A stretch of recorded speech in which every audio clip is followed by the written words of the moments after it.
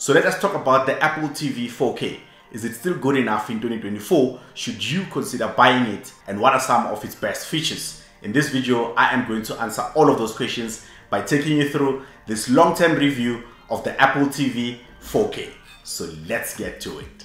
How's it going, everyone? My name is Musa Nziane. So I've been using the Apple TV 4K for more than 1 year now. So in this video, I am going to share my experiences of using it, and I'll let you know if you should consider buying it. So first, quickly, for those who don't know what an Apple TV is, an Apple TV is a TV box or a streaming box that you connect into your TV. So if your TV is not a smart TV, it will turn your TV into a smart TV by allowing you to download apps and also to stream content. If your TV is already a smart TV, then it will just elevate that experience. So because this is an Apple TV, meaning that it runs Apple's own operating system, which is Apple TV OS, it means that you will also get access to Apple services such as Apple Music, Apple Podcast, and more, which we'll talk about later in the video. So first, let us talk about the design of the Apple TV 4K. So the Apple TV 4K is a small box that can easily fit under your TV, and it only comes in one color, and that is black. And because it's a dark color, it can easily blend into your setup, which can be a downside to some people because some people want people to easily notice some of their cool gadgets that they have in their homes. However, for me, this doesn't matter that much. In fact, most of the things that I have, they easily blend in together and you won't really notice them. For example, my Xbox is black and it easily blends into the setup, so you won't necessarily pick it up. In fact, most people, when they visit me, they just think that maybe it's just another subwoofer or anything like that. But that doesn't bother me. So if people noticing the cool stuff that you have is very important to you, then you might consider placing the Apple TV somewhere else or getting some sort of a stand for it so that it stands out and you can easily see it and people can easily notice it. However, it is a minimalist design and it is also premium. It also has an Apple logo cut out on the top. And at the back, it has a power slot, an HDMI slot, and a LAN cable slot. But that's if you bought the Ethernet option and not the Wi-Fi only option. So there are two options of the Apple TV. There is an Ethernet option and there is a Wi-Fi only option. The Ethernet option has that physical LAN slot where you can connect your LAN cable. And the biggest advantage of the Ethernet option is that you will have a more stable connection than just the Wi-Fi only. But perhaps the most interesting part of the Apple TV 4K design is the remote. The remote is small and lightweight, and it also has a premium feel to it. Very simplistic design with a few buttons and a click wheel that you can use to scroll and to select stuff. So I love this minimalistic design on the remote. It charges via USB-C and the battery lasts forever.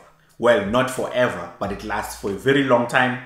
I hardly charge it. I can count the number of times that I've charged it since I had it, and I can tell you it's not more than 5 times. So the battery really lasts. On the side of the remote is a voice command button, which you can use for voice input. So you simply press and hold, and then you say your commands. So this is pretty useful for when you are searching content, and also when you want to trigger and speak to Siri. Which I think it is pretty cool, as you know how painful it can be to use a remote to type stuff when you want to search for content. Before I got the Apple TV, I was actually planning on buying a dedicated wireless keyboard for the TV. But this remote has made me forget about all of those plans. Even today, I haven't thought of buying that keyboard again because this remote just makes life simpler. It's easy to use. That scroll or click wheel there, it's very good. Also, the commands come in very handy. Now let us talk about the processor. So in terms of processing power, the Apple TV 4K is powered by an A15 Bionic chip. This is the same chip that is found on the iPhone 13 Pro Max and the iPhone 14. So it is a pretty powerful chip, making it faster than most TV boxes out there. And because of its power, it provides a very smooth experience when you are using the Apple TV, and I must say that I've noticed the jump in the speed and the smoothness when I compare it with my native LG Smart TV, which, don't get me wrong, it's a very good OS, which also prioritizes Apple products. It does support things like AirPlay, but the Apple TV is just much better than what you get on the LG TV. And now let us talk about the operating system of the Apple TV 4K, and that is tvOS. To make the most out of the processing power from the A15 chip, the Apple TV uses tvOS, which is better than most TV operating systems out there for reasons that some I've already mentioned. It is smoother, it has a dedicated App Store which has a wide library which includes some of Apple's services, including some of the apps that you already use on your iPhone and your iPad. So some of the native Apple apps such as the Apple Music, Apple Podcast, FaceTime, and of course Apple TV Plus. And all of these apps will sync the libraries across all of your devices. So you can add music or you can add shows to watch later or podcasts from your Apple TV, and the same stuff is going to appear later on when you jump into your iPad or when you go to your iPhone. So everything is always in sync. The same goes with your Mac. If you jump into a MacBook later on, you will find the same stuff. Of course, this is an option that you can disable if you don't want that. In addition to the Apple native apps, you can also install third-party apps, popular ones such as Netflix, Disney Plus, Spotify, DSTV, Formula One, YouTube, and Amazon Prime. The top 3 apps that I use the most on my Apple TV is Formula One, YouTube, and Apple TV Plus. But recently I've been watching a lot of Amazon Prime shows. I've been enjoying Fallout. What a series. For those that have not watched it, be sure to check it out. That's a very good series. Of course, it is based on the popular role-play game Fallout, and maybe that's why I'm enjoying it more, because I've played the game. And by the way, if you are enjoying this video, please remember to hit the like button and consider subscribing to this channel for more content like this. Let's continue. And of course, as the name says, the Apple TV 4K can stream 4K content, and I must say the picture is actually very good and crisp picture. The Apple TV operating system comes with a simplistic and a smooth UI, which is pretty much similar to what you get on your iPhone or on your iPad. It also has a cool library of some screensavers which get updated regularly. You can also select photos from your photos library, and you can shuffle that and use that as your screensaver. So that will show up every time you are not using your Apple TV. As I've mentioned, you can natively pair your Apple accessories. So these accessories will also include your HomePods and also your AirPods. So in terms of audio, you have different options there. So to connect your AirPods, all you need to do is just to open your AirPod case, and the Apple TV is going to automatically pick up your AirPods, and it will give you a prompt and ask you if you'd like to connect your AirPods. So when you want to watch shows late at night or early in the mornings, then you can have that option of using your AirPods without having to watch with a loud sound. So you don't have to make a lot of noise. For example, I use my AirPods a lot on my Apple TV, especially when I want to watch Formula One. Some races will be very early in the morning, like maybe 5 a.m. So when I wake up in the morning and I want to listen with that full blast, I just pop in my AirPods, and then I know that I won't have to worry about making noise, because for some reason sound is very loud, especially in the early mornings when it's all quiet. The sound can be very loud. Alternatively, you can also connect your HomePods. So I have 2 HomePod minis that I connect to my Apple TV, and I've paid them for stereo pairing, which is actually very good. The sound is almost like a home theater sound. I call it the Apple Home Theater.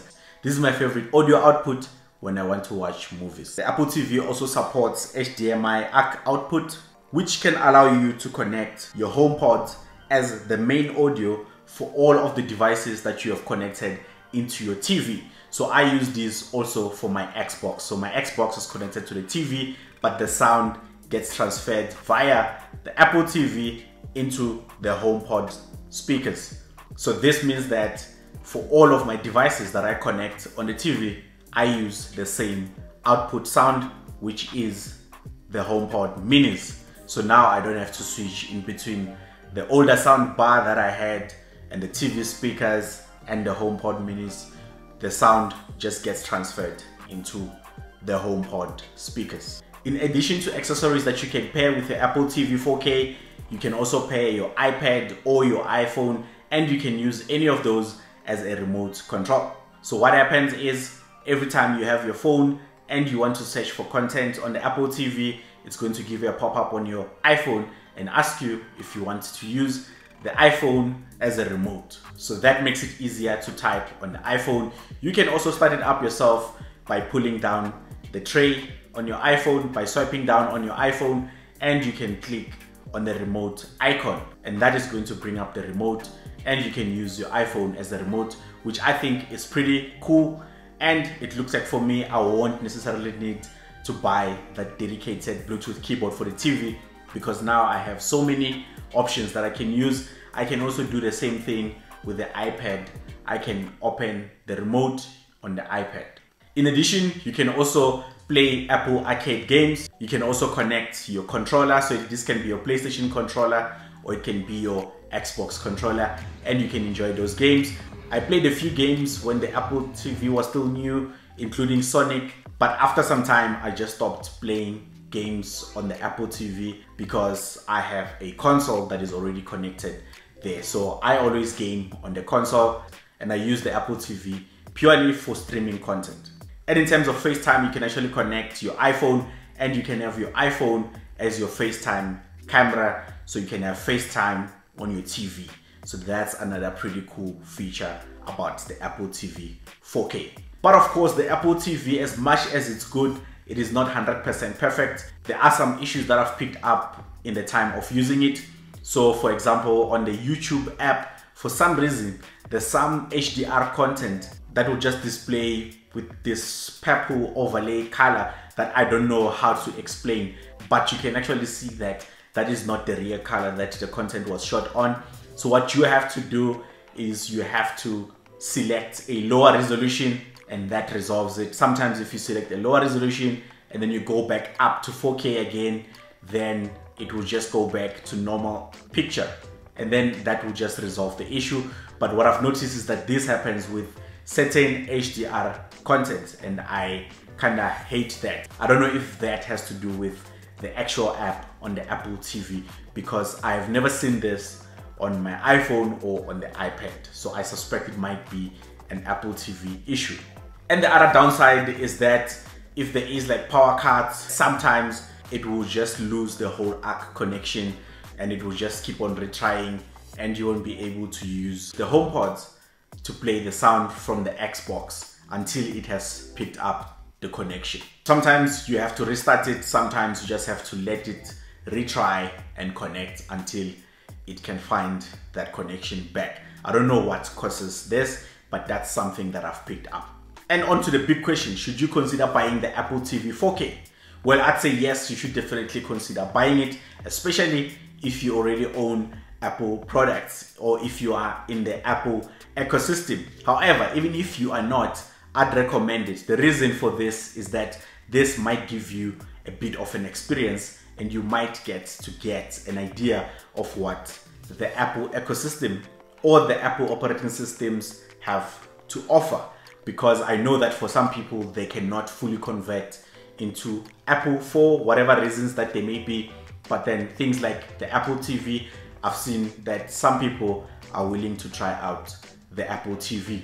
So this might be a cheaper way for you to actually tap into the Apple world and see what it has to offer. And now I know some people are gonna say, well, I already have a smart TV. Do I really need the Apple TV 4K? Well, I'd say you don't necessarily need it if you already have a smart TV, but what I can promise you is that it will definitely elevate your smart TV from where it's at into the next level. So this is next level smart TV. All of the stuff that I spoke about now, being able to connect all of your devices natively and seamlessly without any hassles. So I'd say, again, if you are in the Apple ecosystem, consider getting yourself one. It is actually one of the cheapest Apple products that you can buy out there. So price wise, it's not that bad. And I think that the value that you get out of it is definitely worth it. So you are looking somewhere between 3,000 and I think 3.8, somewhere there. Yeah, the prices obviously fluctuate and changes. Again, if you do get promotions, you might buy it slightly cheaper and stuff like that. So I'd say if you do have that kind of money, you can actually get yourself the Apple TV 4K.